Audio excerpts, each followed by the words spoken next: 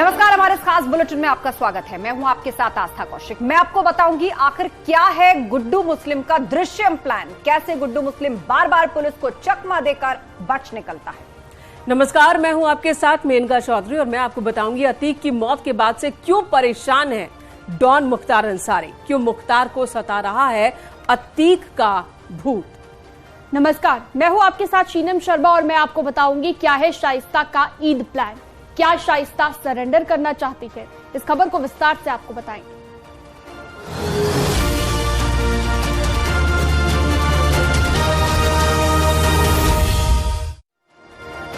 क्या आपने दृश्यम फिल्म देखी है? दृश्यम फिल्म में पुलिस को गुमराह करने के लिए हीरो एक मोबाइल को ट्रक में रख देता है ताकि मोबाइल की लोकेशन बदलती रहे और पुलिस उलझन में पड़ी रहे। कुछ ऐसा ही होता दिखाई दे रहा है अतीक के शार्प शूटर गुड्डू मुस्लिम के सामने। गुड्डू की बार बार लोकेशन बदल रही है और वो पुलिस से हर बार बच निकलने में कामयाब हो रहा है। कितनी लोकेशन बदल लें, मोबाइलों से कितनी बार चकमा दे दे, लेकिन आखिरकार गुड्डू का गिरफ्तार होना तय है।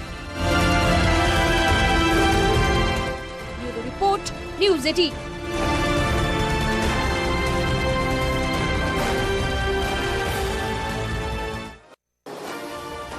तो गुड्डू मुस्लिम कहां छिपा है, इसी सवाल के बीच दूसरा डॉन मुख्तार अंसारी वो डरा हुआ है। अतीक का भूत उसे परेशान कर रहा है। दरअसल अतीक की मौत के बाद मुख्तार बेहद परेशान है। उसे डर है कि कहीं उसका हाल भी अतीक जैसा ही ना हो जाए। ना वो ठीक से सो पा रहा है, ना खा पा रहा है। देखिए ये रिपोर्ट। मुख्तार की बैरक में अतीक का भूत।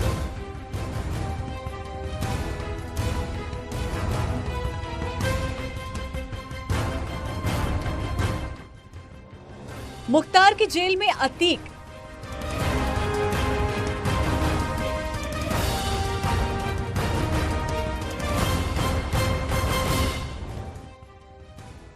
सोते जागते मुख्तार को दिखाई दे रहा है अतीक। जब से अतीक की मौत हुई है, मुख्तार ठीक से सो नहीं पाया है। मुख्तार जेल में बेचैन रहने लगा है। वो पेशी के लिए कोर्ट तक नहीं जाता। मुख्तार चाहता है कि उसकी वीडियो कॉन्फ्रेंसिंग से ही पेशी हो जाए। सूत्रों का कहना है कि आजकल मुख्तार ठीक से खाना भी नहीं खाता। मुख्तार को हर पल सिर्फ डर सता रहा है, कहीं उसका हाल भी अतीक की तरह ना हो जाए। मुख्तार अंसारी ने जैसे ही अतीक अहमद और उसके भाई अशरफ की मौत की खबर सुनी, वो दंग रह गया और बेचैन होकर अपनी बैरक में घूमने लगा। मुख्तार के व्यवहार में आए परिवर्तन को देखते हुए जेल प्रशासन भी सतर्क हो गया है। सूत्रों ने बताया कि मुख्तार की हर गतिविधि पर नजर रखी जा रही है और किसी को भी उसके करीब जाने की इजाजत तक नहीं दी जा रही है। मुख्तार बांदा जेल में कैद है। जेल कैंपस में सुरक्षा की जिम्मेदारी 150 जवानों पर है। डीएम दुर्गा शक्ति नागपाल और एसपी अभिनंदन ने भारी पुलिस बल के साथ जेल का औचक निरीक्षण किया। गैंगस्टर एक्ट में फरार मुख्तार की पत्नी पर घोषित इनाम 25,000 से बढ़ाकर 50,000 कर दिया गया है। अफसा की तलाश में पुलिस छापेमारी कर रही है। इससे मुख्तार खासा परेशान हो गया है। मुख्तार की बैरक बिल्कुल अलग है। यहाँ परिंदा भी पर नहीं मार सकता। पुलिस ने अफसा की तलाश में कई स्थानों पर छापेमारी की, लेकिन कुछ हाथ नहीं लगा। इसके चलते अफसा पर घोषित इनाम की राशि को बढ़ाकर 50,000 कर दिया गया है, जिससे मुख्तार और डर गया है। एक तरफ उसे अतीत के अंजाम का डर सता रहा है, तो वहीं उसे एनकाउंटर का भी खौफ है। कभी खौफ का दूसरा नाम कहे जाने वाला डॉन आज खुद डरा हुआ है। Bureau report, news 18।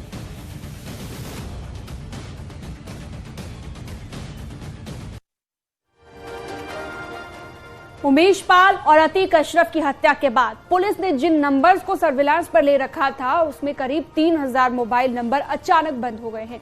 पुलिस अब इन नंबर्स को इस्तेमाल करने वालों की तलाश में जुटी हुई है। देखिए,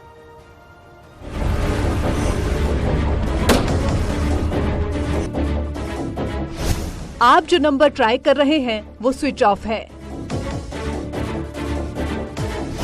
the number you are trying to reach has been switched off. 3 minute में 3,000 मोबाइल बंद। यहाँ अतीक को गोली लगी और वहाँ मोबाइल स्विच ऑफ हो गए। इधर अशरफ की हत्या हुई और वही 3,000 मोबाइल बंद हो गए।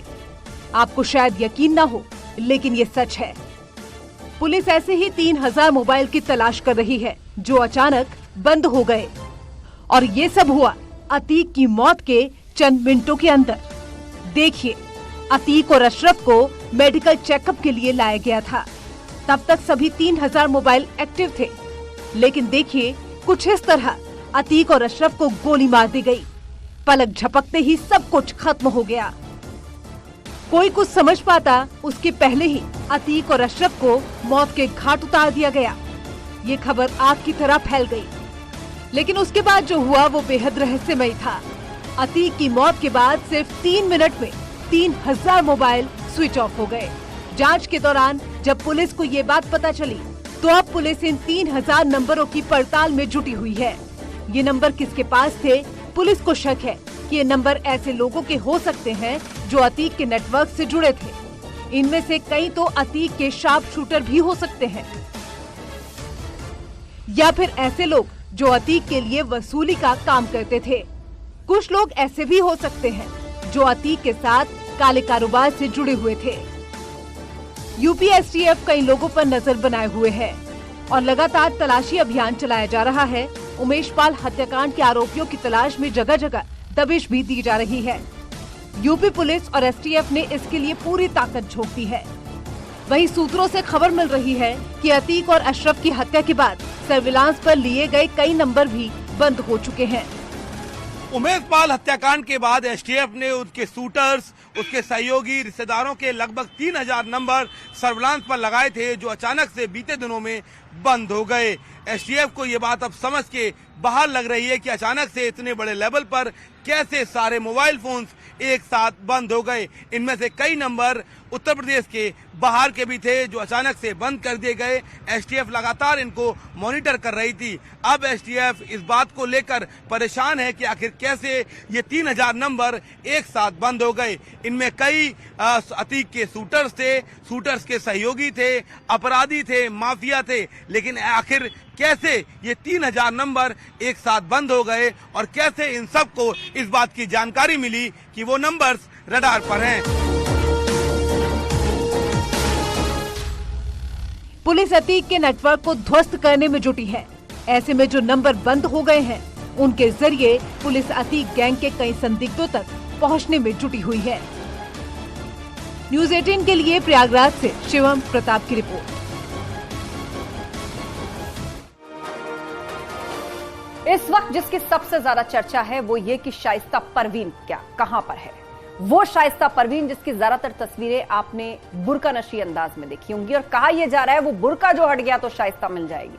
शाइस्ता को गिरफ्तार करने में सबसे बड़ी बाधा यही बुर्का बन रहा है। शाइस्ता के 2 नए वीडियो भी इस बीच सामने आए हैं जिसमें वो बिना बुर्के के दिखाई दे रही है।